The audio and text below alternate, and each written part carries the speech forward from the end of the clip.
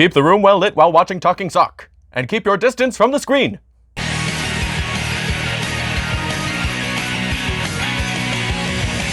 Please don't sue me for using this music. I only thought that it would be a funny joke. If you've been following my content for a while, you probably know that my taste in video games align in such a way that most of my favorite series and even genres oft go neglected by the video game market as it exists at time of recording, and has for quite some time. One such series that is especially dear to my heart, and even the internet on the whole's heart, or at least so it seems, is F-Zero. The last F-Zero game to release on my side of the globe was F-Zero GX on the Nintendo GameCube in 2003, over 18 years ago. Now, I don't bring this up so I can mouth off about Nintendo neglect or dead series or what have you, as I've done many a time before, but rather take this opportunity to divulge a little bit on why F-Zero's long absence bums me out so hard. But not in a complainy way, just the opposite actually. I want to take the time to actually discuss the series as it currently exists, how it holds up, why I enjoy it, and the potential it still has that can be plainly seen to this day. Nintendo higher-ups like Miyamoto and Imamura will say things to the effect of, all that can be done with F-Zero has been done, GX was the series' peak, it's very difficult to think of something truly new to do with it, what can we do that hasn't been done before? To these and similar sentiments, I strongly disagree.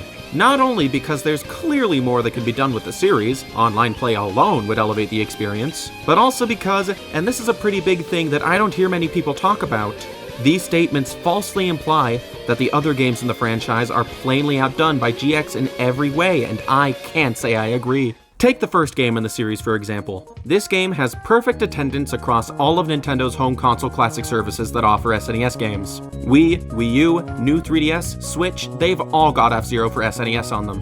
And playing it today, while definitely no substitute for the modern arcade racing action future titles offer, is still an enjoyable game in its own right. The feel of F-Zero SNES is a little bit funky, but I'd argue it's one of, if not the single most finely aged racer on the entire SNES. Granted, I've not played every racing game ever made for the SNES, but it feels miles better than Super Mario Kart, and is like the polar opposite of Stunt Race FX. The machines feel good to control, especially the Fire Stingray, and the perfect marriage of sheer speed, simple and thus non-disorienting visuals, and absolutely fire soundtrack make playing F-Zero for SNES in the modern day a neat time waster for when you just want a simple yet satisfying game to play for an hour or two.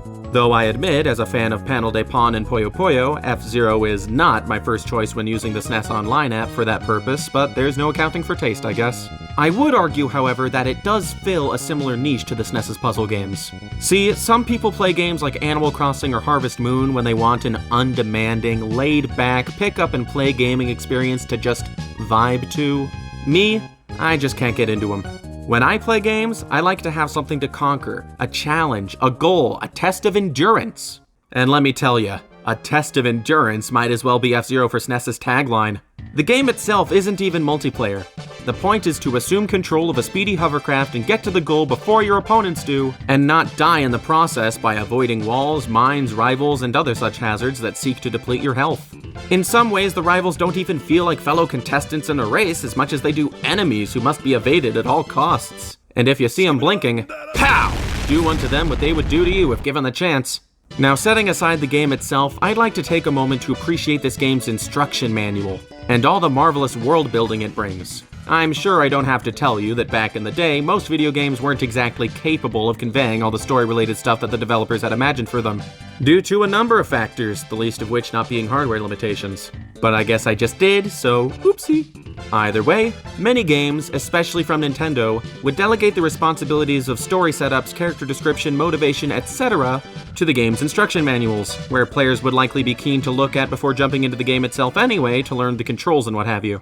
Now, F-Zero not only provides the background and origin for the game's events, in-universe explanations of the event's rules, and descriptions for the pilot's vehicles and stages, but goes one giant step beyond by including an entire 8-page comic that shows what the game's characters have done/do before the race, aka the thing you do in-game, starts. True, this comic, and by extension the characters and world building found in the manual, don't mean squat when actually playing F-Zero for SNES. But I think it's important to note just how important this external stuff is to the lifeblood of F-Zero as a series. Because as time went on, what is or isn't canon in F-Zero had become a little bit iffy. In fact, one big project that materialized right before the series went on its infamous and still going hiatus sort of acted as a reboot of the series in a sense. And while it's not a straight up bad thing, and almost certainly unrelated to Nintendo's decision to shelf the franchise, for that reason anyway, it's worth noting that an F-Zero game's overall feel and by that token reception can vary depending on how that character/world stuff is handled. What relevance does noting any of that pertain to the point of this video, you may ask? Well, it challenges Imamura and Miyamoto's assertions that F-Zero GX is simply as good as it gets, or that the series on the whole had evolved very little between entries. Clearly, I've made my case now as to why the first F-Zero stands out as distinctly enjoyable and indeed an overall unique experience when compared to GX, but the game that came out after it on the Nintendo 64? Well, get ready for a hot take. Might just be better than GX, or at the very least is worth playing to this day and not just GX but less pretty.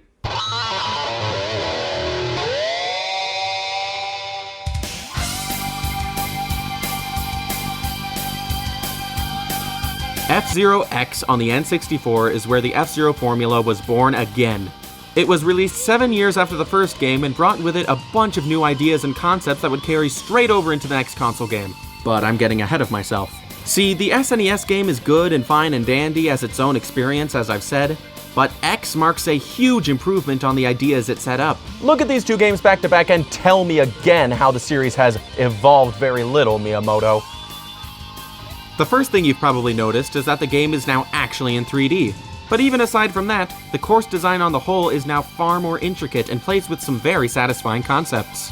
The first game's courses would each have one strip on the ground, normally near the start/finish line, where you could regain health. But X now places more of them in key areas throughout each course deliberately because entering the second lap of any given race grants the player boost power. You got boost power! Which lets them gain speed in exchange for their health. Most people I hear discussing F-Zero, very casually and usually grouping it in with other games in a related topic, will emphasize how fast the games are, as if speed is the series' single most defining trait. And while yes, that's notable and all, I'd argue the boost/health system is the defining trait of the F-Zero series' core design. And that, I think, only further demonstrates how significantly the series had evolved between titles. The boost system is textbook risk versus reward. The player must strategically decide whether or not it's worth it to sacrifice some of their health in exchange for potentially gaining a lead. And remember, if you run out of health or fall off the course, that's game over, continues notwithstanding. And what's more, players have the option to deliberately attack their opponents. Doing so enough times rewards them with more continues. That's yet another additional layer of risk and reward. I, for one, rarely seek out opportunities to outright attack my rivals. I personally prefer to play evasively, and use as much boost as I think I can get away with before finding more health strips. And what's more, X's roster of vehicles factor heavily into what strategy you as the player prefer. Each vehicle has its own weight, grip, body, and boost class that make them distinct from one another in how they play. How they look, maybe not as much. These are launch window N64 models, so cut them some slack here. But the game makes up for that by giving each vehicle a distinct pilot. Every single one of them is just bursting with personality. That acts as an extension of the thing I was praising the SNES game for, related to the manual and the world building and the characters and whatnot. F-Zero X carries that comic book motif throughout the entire game. In fact, it acts as a major incentive to play and replay the main Grand Prix mode on different difficulty settings, and with other pilots. Because doing so on standard and onward will reward victories with specially illustrated portraits of the pilots with little blurbs showing how they respond to victory. And it's all followed up by a burst of fireworks in the shape of the pilot's head. Sure, it's not much of a reward when compared to some games in our modern era, but it's enough for me and plenty for the players of 1997. This one victory screen of Mr. EAD always sticks out in my mind. Like, yeah, the manual does indeed say that he's an android, but something about seeing him reveal his Terminator-ass face just sells the idea of this world and its characters being real in a way. It's a little bit show don't tell, you know? That blurb with just EAD's normal artwork wouldn't be quite as striking, would it? But put the two together and it gives me this feeling of... gosh, I don't even know how to describe it. It's like being a kid, and you have a favorite dinosaur. Then you see a cartoon or something that depicts that dinosaur doing something cool, and you're just like... wow, this is so cool! I'm blathering, I know, but all in all, I just think F-Zero X is not only a satisfying game that significantly evolved on its predecessor, but one that has an extremely cool and consistent style and aesthetic. a style and aesthetic so strong that it really stands out from the other entries in the series, and if I'm honest, I wish the games that followed it made more use of it. The comic book motif and consistent tone is great in X and all, but the game itself is probably too dated looking for most people to give it a second look in the modern day. The N64 was only so powerful after all. That much is made evident by how simple the game's graphics are.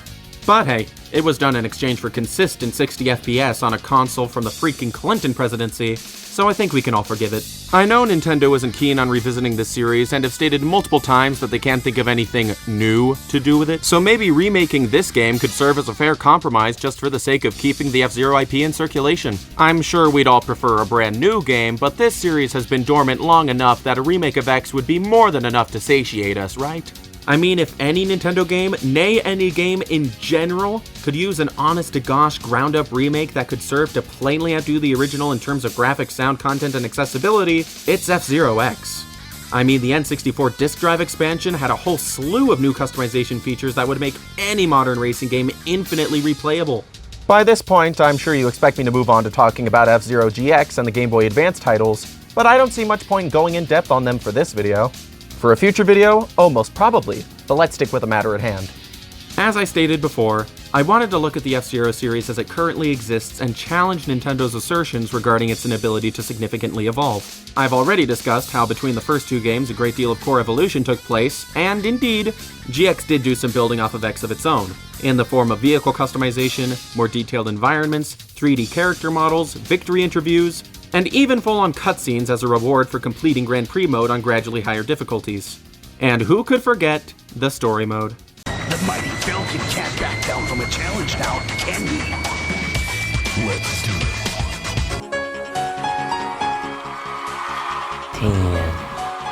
And while that is all absolutely well and good, the game has a very different vibe from F-Zero X. That's not a bad thing, don't get me wrong, I'm charmed to no end by the game's techno-fusion soundtrack, ridiculous cutscenes, and overly animated mocap models, but when I daydream of a brand new F-Zero game, my mind conjures up images of pulpy comic book panels, graphic onomatopoeias, thrashy stadium rock. Basically, I think of an evolution of F-Zero X that borrows only lightly from what GX established. And I know I said earlier that I would save discussing the GBA titles for a future video, but I do think it is at least worth pointing out that even each of them offer a distinct and nuanced experience when compared to not only the other console games, but to each other. One's got a story mode, one's got a track editor and a new boost fire mechanic that combines spin attacking and boosting, and one does away with boosting altogether and provides an experience more akin to the SNES original, if you're into that sort of thing, which, as I've said, is not plainly inferior to the other titles.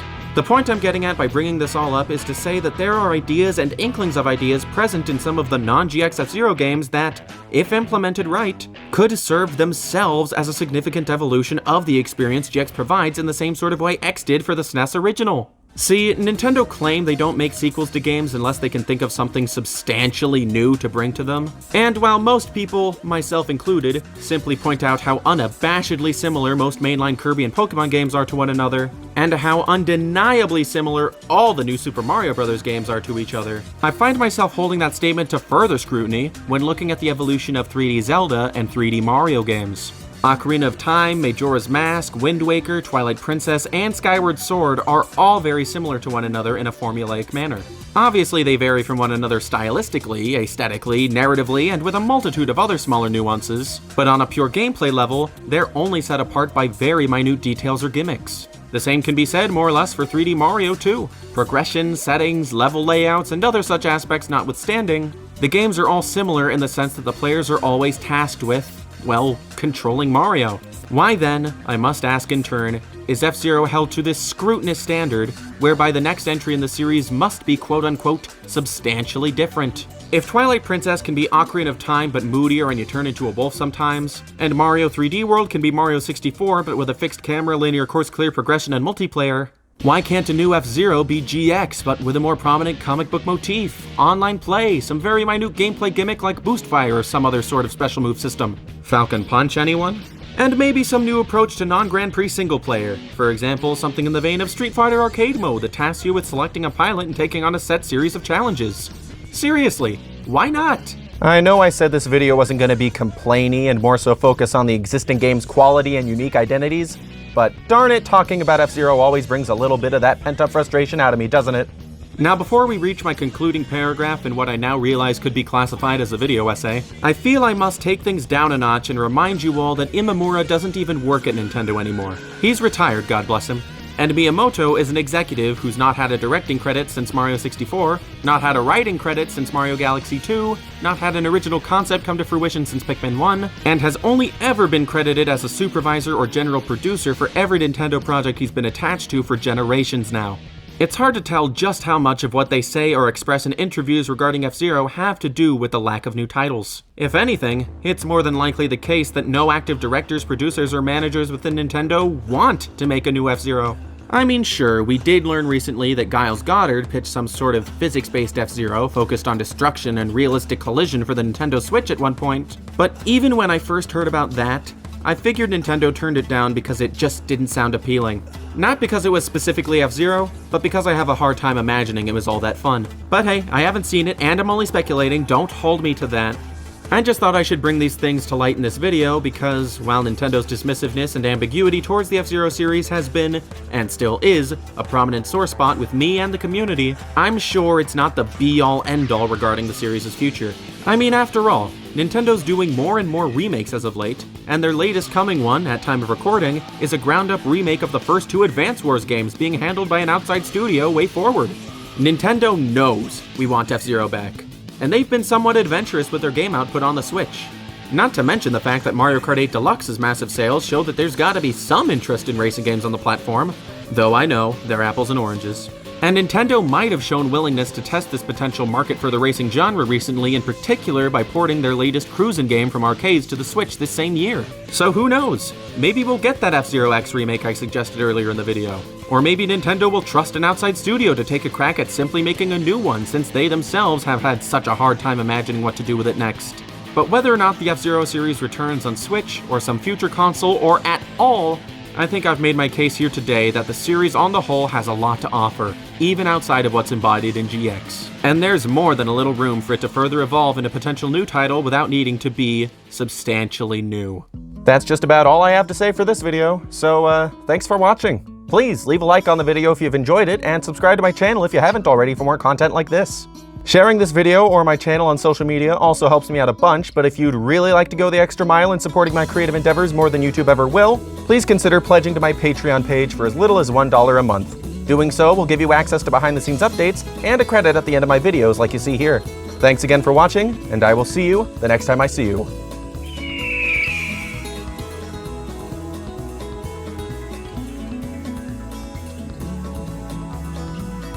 Welcome, Punch!